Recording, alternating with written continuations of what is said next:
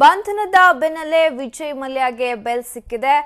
ವಿಜಯ್ ಮಲ್ಯರನ್ನ ಬಂಧಿಸಿ 3 ಗಂಟೆ ಕಳೆದಿದೆ. ಅಷ್ಟರಲ್ಲೇ ಆತನಿಗೆ ಬೇಲ್ ಸಿಕ್ಕಿದೆ. ವೆಸ್ಟ್ ಮಿನಿಸ್ಟರ್ ಮ್ಯಾಜಿಸ್ಟ್ರೇಟ್ ಕೋರ್ಟ್ನಿಂದ ಜಾಮೀನು ಸಿಕ್ಕಿದೆ. ವಿಜಯ್ ಮಲ್ಯ ಪರ ದಾಖಲಾತಿಗಳನ್ನ ವಕೀಲರು ಪೂರೈಸಿದ್ದಾರೆ. ಬ್ರಿಟನ್ನ ಕಾಲಮಾನ ಬೆಳಗ್ಗೆ 9:30 ವೇಳೆಗೆ ಮಲ್ಯರ ಬಂಧನ ಆಗಿತ್ತು. ವಿಜಯ್ ಮಲ್ಯರನ್ನ ಸ್ಕಾಟ್ಲೆಂಡ್ ಪೊಲೀಸ್ ಬಂಧಿಸಿದ್ರು. ಇದೀಗ ಆತನನ್ನ ಅರೆಸ್ಟ್ ಮಾಡಿ ಇನ್ನೂ ಕೂಡ 3 ಗಂಟೆ ಕಳೆದಿಲ್ಲ. ಅಷ್ಟರಲ್ಲೇ ಆತನಿಗೆ ಜಾಮೀನು ಸಿಕ್ಕಿದೆ.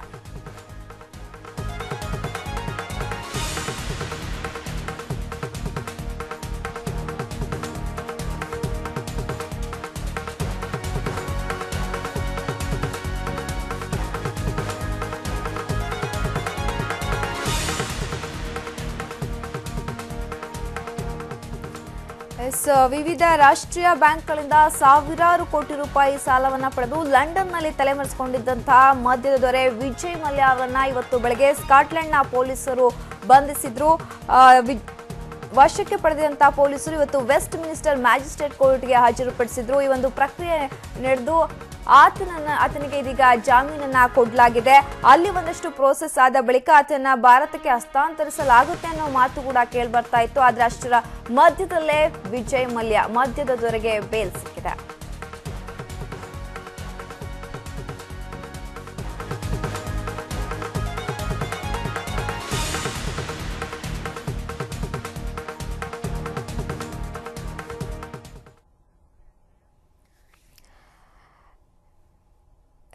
ಬಂಧನದ ಬೆನ್ನಲ್ಲೇ ಮದ್ಯದ ದೊರೆ ವಿಜಯ್ ಮಲ್ಯಗೆ ಬೇಲ್ ಸಿಕ್ಕಿದೆ. 3 ಗಂಟೆ ಕೂಡ ಕಳೆದಿಲ್ಲ. ಅಷ್ಟರಲ್ಲೇ ಮದ್ಯದ ದೊರೆ ವಿಜಯ್ ಮಲ್ಯಗೆ ಬೇಲ್ ಸಿಕ್ಕಿದೆ. ಈ ಬಗ್ಗೆ ಮತ್ತಷ್ಟು ಮಾಹಿತಿಯನ್ನ ಕೊಡ್ಲಿಕ್ಕೆ ನಮ್ಮ ರಿಪೋರ್ಟರ್ ಜ್ಯೋತಿ ನಮ್ಮ ಜೊತೆ ನೇರ ಸಂಪರ್ಕದಲ್ಲಿದ್ದಾರೆ. ಜ್ಯೋತಿ, ಅರೆಸ್ಟ್ ಆಗ್ತಾರೆ ಇವತ್ತು ಅಂತ ಎಕ್ಸ್ಪೆಕ್ಟ್ ಮಾಡಿರ್ಲಿಲ್ಲ. ಜೊತೆಗೆ ಇಷ್ಟು ಬೇಗ ಬೇಲ್ ಸಿಗುತ್ತೆ ಅನ್ನೋದು ಕೂಡ ಅನ್ಎಕ್ಸ್ಪೆಕ್ಟೆಡ್ ಅಂತ ಅನಿಸ್ತಾ ಇದೆ. ಯಾವ ಆಧಾರದ ಮೇಲೆ ಬೇಲ್ ಸಿಕ್ಕಿದೆ? ರೂಪ, ಈಗಾಗಲೇ ಮದ್ಯ ದೊರೆ ವಿಜಯ್ ಮಲ್ಯಗೆ ಎಲ್ಲೋ ಒಂದ್ ಕಡೆ ಸಂಕಷ್ಟ ಒದಗಿ ಬಂದ್ರು ಕೂಡ ಮತ್ತೆ ಬಿಗ್ ರಿಲೀಫ್ ಸಿಕ್ಕಿದೆ. ಇಲ್ಲಿವರೆಗೂ ಕೂಡ 2 ವರ್ಷಗಳ ಕಾಲ ವಿದೇಶದಲ್ಲೇ ಬ್ಯಾಂಕ್ಗಳಿಗೆ ಪಂಗನಾಮ ಹಾಕಿ ವಿದೇಶದಲ್ಲಿ ಅವತ್ಕೊಂಡು ಒಂದ್ ಕಡೆ ಆರಾಮದಾಯಕ ಜೀವನ ನಡೆಸ್ತಾ ಇದ್ರು. ಆದ್ರೆ ಇವತ್ತು ತತ್ಕ್ಷಣ ಲಂಡನ್ ಪೊಲೀಸರು ಲಂಡನ್ ಕಾಲಮಾನದ ಪ್ರಕಾರ ಬೆಳಿಗ್ಗೆ 9:30ಕ್ಕೆ ವಿಜಯ್ ಮಲ್ಯರನ್ನ ಬಂಧಿಸಿದ್ರು. ಆದ್ರೆ ಬಂಧನವಾದಂತಹ ಕೆಲವು ಹೊತ್ತಿನಲ್ಲೇನೆ ವಿಜಯ್ ಮಲ್ಯಗೆ ಈಗಾಗಲೇ ಜಾಮೀನು ಕೂಡ ಸಿಕ್ಕಿದೆ. ಲಂಡನ್ನ ಮ್ಯಾಜಿಸ್ಟ್ರೇಟ್ ಕೋರ್ಟ್ ಈ ಒಂದು ಮ್ಯಾಜಿಸ್ಟ್ರೇಟ್ ಕೋರ್ಟ್ ಈ ಒಂದು ಜಾಮೀನನ್ನ ಕೂಡ ನೀಡಿದೆ. ಸೊ ಕೆಲವೊಂದು ಅಂಶಗಳನ್ನ ಪರಿಗಣಿಸಿ ಜಾಮೀನನ್ನು ನೀಡಿರಬಹುದು. ಮೊದಲನೇದಾಗಿ ಅವರು ವಿಜಯ್ ಮಲ್ಯ ಅಂತಾರಾಷ್ಟ್ರೀಯ ಅಪರಾಧಿ, ಅವರಿಗೆ ರೆಡ್ ಕಾರ್ನರ್ ನೋಟಿಸ್ ಕೂಡ ನೀಡಲಾಗಿತ್ತು. ಅಂತಾರಾಷ್ಟ್ರೀಯ ಅಪರಾಧಿ ಆದ ಕಾರಣದಿಂದ ಅಂದ್ರೆ ಭಾರತದಲ್ಲಿ ಅವರು ಅಪರಾಧವನ್ನಾಗಿದ್ದಾರೆ. ಭಾರತದಲ್ಲಿರುವ ಬ್ಯಾಂಕ್ಗಳಿಗೆ ಪಂಗನಾಮ ಹಾಕಿರುವ ಕಾರಣ ಇಂಗ್ಲೆಂಡ್ಗೆ ಅಷ್ಟೊಂದು ಸಂಬಂಧ ಬರೋದಿಲ್ಲ. ಹಾಗೇನೆ ಇಂಗ್ಲೆಂಡ್ನ ಕೋರ್ಟ್ ನಲ್ಲಿ ಅವರು ಕೆಲವೊಂದು ಅಲ್ಲಿ ಅವರ ಪರ ವಕೀಲರು ಕೆಲವೊಂದು ಅಂಶಗಳನ್ನ ಪರಿಗಣನೆಗೆ ತಂದಿರಬಹುದು. ಅಂದ್ರೆ ವಿಜಯ್ ಮಲ್ಯ ನಿಮ್ಮ ಒಂದು ಸುಪರ್ದಿಯಲ್ಲೇ ಇರ್ತಾರೆ, ಕಾನೂನಿನ ಕಣ್ಣಿನಲ್ಲೇ ಅವರು ಇರ್ತಾರೆ, ಯಾವುದೇ ಕಾರಣಕ್ಕೂ ಕೂಡ ಲಂಡನ್ ಅನ್ನ ಬಿಟ್ಟು ಹೋಗೋದಿಲ್ಲ, ಯಾಕಂದ್ರೆ ಅಲ್ಲೇ ಕೂಡ ನೀವು ಅವರ ವಿಚಾರಣೆಗೂ ಕೂಡ ವಿಜಯ್ ಮಲ್ಯ ಸಹಕರಿಸ್ತಾರೆ ಅಂತ ಒಂದು ಅಂಶವನ್ನ ಇಲ್ಲಿ ಮಲ್ಯ ಪರ ವಕೀಲರು ಕೂಡ ಹೇಳಿರ್ಬೋದು. ಹಾಗೇನೆ ಮಲ್ಯಗೆ ಸಂಬಂಧಪಟ್ಟಂತ ಕೆಲವು ದಾಖಲೆಗಳು ಅಂತಂದ್ರೆ ಪಾಸ್ಪೋರ್ಟ್ ಆಗಿರ್ಬೋದು, ಐಡಿ ಪ್ರೂಫ್ಸ್ ಗಳಾಗಿರ್ಬೋದು, ಅವರನ್ನು ಕೂಡ ಅವರು ಕೋರ್ಟ್ ಸುಪರ್ದಿಗೆ ಒಪ್ಪಿಸಿದಾಗ ಲಂಡನ್ ನ ಬಿಟ್ಟು ಬೇರೆ ದೇಶಕ್ಕೆ ಹೋಗುವಂತಹ ಯಾವುದೇ ರೀತಿ ಸಾಧ್ಯತೆಗಳು ಕೂಡ ಇರೋದಿಲ್ಲ.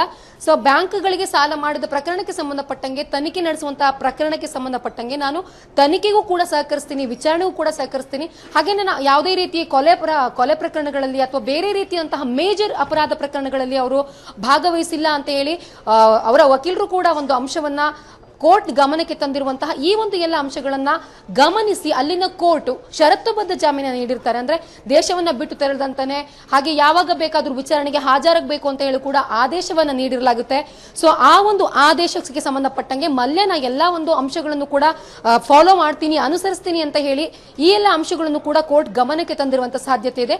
ಈ ಅಂಶಗಳನ್ನ ಪರಿಗಣಿಸಿ ಲಂಡನ್ನ ಮ್ಯಾಜಿಸ್ಟ್ರೇಟ್ ಕೋರ್ಟ್ ಜಾಮೀನನ್ನ ನೀಡಿರಬಹುದು. ರೂಪ, ಎಸ್ ಜ್ಯೋತಿ, ಸಿಬಿಐ ಕೇಳ್ಕೊಂಡಿತ್ತು ನಮ್ಮ ಸುಪರ್ದಿಗೆ ಅವರನ್ನ ಹಸ್ತಾಂತರಿಸಿ ಅಂತ. ಸೊ ಈ ಎಲ್ಲ ಪ್ರೋಸೆಸ್ಗಳು ಏನಾಗುತ್ತೆ ಅಲ್ಲಿ ಜಾಮೀನು ಸಿಕ್ಕ ಮೇಲೆ ಮತ್ತೆ ಇಂಡಿಯಾಗೆ ಕರ್ಕೊಂಡ್ಬರ್ತಕ್ಕಂಥ ಚಾನ್ಸಸ್ ಏನಾದ್ರು ಇರುತ್ತಾ? ಜಾರಿ ನಿರ್ದೇಶನಕ್ಕೆ ಏನಾದ್ರು ಅಧಿಕಾರಗಳಿರುತ್ತಾ? ಹೆಂಗೆ ಈಗ ಸದ್ಯದ ಒಂದು ಬೆಳವಣಿಗೆಯನ್ನ ನೋಡೋದಾದ್ರೆ ಈಗ ಅಂದ್ರೆ ಅವರಿಗೆ ಬೇಲ್ ದೊರೆತಿರೋ ಕಾರಣ, ಜಾಮೀನು ದೊರೆತಿರೋ ಕಾರಣ ಯಾವುದೇ ರೀತಿಯಲ್ಲೂ ಕೂಡ ಸದ್ಯಕ್ಕೆ ಹಸ್ತಾಂತರವಾಗುವಂತಹ ಯಾವುದೇ ಒಂದು ಲಕ್ಷಣಗಳು ಇಲ್ಲ. ಯಾಕಂತ ಹೇಳಿದ್ರೆ ಒಂದ್ ವೇಳೆ ಲಂಡನ್ ಕೋರ್ಟ್ ಅವರಿಗೆ ಒಂದೇ ಬಂಧನವನ್ನ ಲಂಡನ್ ಪೊಲೀಸರು ಬಂಧನ ಮಾಡಿದ್ರೆ, ಅರೆಸ್ಟ್ ಮಾಡಿದ್ರೆ ಭಾರತದ ಸುಪರ್ತಿಗೆ ಒಪ್ಪಿಸುವಂತಹ ಲಕ್ಷಣಗಳು ಚಾನ್ಸಸ್ ಕೂಡ ಇತ್ತು.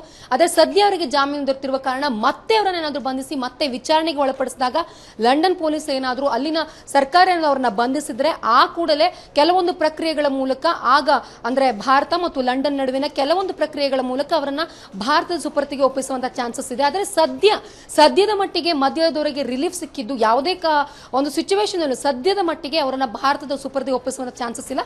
ಬಟ್ ಬೆಳಗ್ಗೆ ಆದಂತಹ ಒಂದು ಲಕ್ಷಣಗಳನ್ನ ಒಂದು ಅಪ್ಡೇಟ್ಸ್ ನ ನೋಡೋದಾದ್ರೆ ಈಗಾಗಲೇ ಸಿಬಿಐ ಅವರ ವಿರುದ್ಧ ಎಫ್ಐಆರ್ ಅನ್ನು ದಾಖಲಿಸಿತು.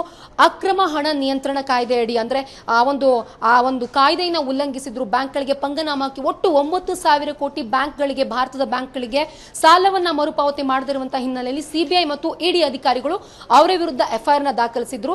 ಸೊ ಭಾರತ ಕಳೆದ ತಿಂಗಳಿನಲ್ಲಿ ಅರುಣ್ ಜೇಟ್ಲಿ, ಕೇಂದ್ರ ಹಣಕಾಸು ಸಚಿವ ಅರುಣ್ ಜೇಟ್ಲಿ ಅವರು ಲಂಡನ್ಗೆ ತೆರಳಿದ ಸಮಯದಲ್ಲಿ ಲಂಡನ್ ನಲ್ಲಿ ಅವರು ಮನವಿಯನ್ನ ಇಟ್ಟಿದ್ರು, ವಿಜಯ್ ಮಲ್ಯನ ನಮ್ಮ ಸುಪರ್ದಿಗೆ ಒಪ್ಪಿಸಬೇಕು ಅಂತ. ಸೊ ಆ ಒಂದು ಮನವಿ ಮೇರೆಗೆ ಲಂಡನ್ ಪೊಲೀಸರು ವಿಜಯ್ ಮಲ್ಯ ಅವರನ್ನ ಬಂಧಿಸಿದ್ರು. ಆದ್ರೆ ಸದ್ಯ ಈಗ ಬೇಲ್ ಸಿಕ್ಕಿರುವಂತಹ ಒಂದು ಲಕ್ಷಣಗಳನ್ನ ನೋಡ್ತಾ ಇದ್ರೆ ಒಂದ್ ವೇಳೆ ಅವರು ಅರೆಸ್ಟ್ ಆಗಿದ್ರು ಕೂಡ ಕೆಲವೊಂದು ಪ್ರಕ್ರಿಯೆಗಳ ಮೂಲಕ ಒಂದ್ ತಿಂಗಳಾದ್ರೂ ಆಗ್ತಿತ್ತು ಅವರು ಭಾರತಕ್ಕೆ ಹಸ್ತಾಂತರಿಸುವಂತಹದ್ದು.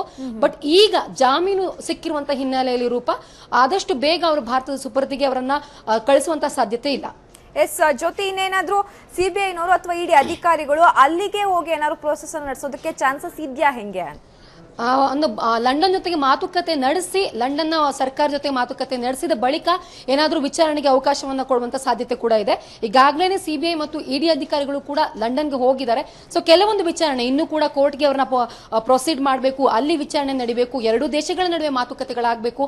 ತದನಂತರ ಲಂಡನ್ ಸರ್ಕಾರ ಈಗ 2 ವರ್ಷಗಳಿಂದನೂ ಕೂಡ ಭಾರತ ಲಂಡನ್ಗೆ ಕೇಳ್ಕೊಳ್ತಾನೆ ಇತ್ತು, ವಿಜಯ್ ಮಲ್ಯ ಸಾವಿರಾರು ಕೋಟಿಗಳ ಪಂಗನಾಮ ಹಾಕಿ ನಮ್ಮ ದೇಶವನ್ನ ಬಿಟ್ಟು ತೊರಳಿದ್ದಾರೆ, ಹಾಗೇನೆ ಅವ್ರನ್ನ ಅಂತಾರಾಷ್ಟ್ರೀಯ ಅಪರಾಧಿ ಅಂತಾನೂ ಕೂಡ ನಾನ್ ಬೇಲೇಬಲ್ ವಾರೆಂಟ್ ನ ಕೂಡ ಇಶ್ಯೂ ಮಾಡಲಾಗಿತ್ತು.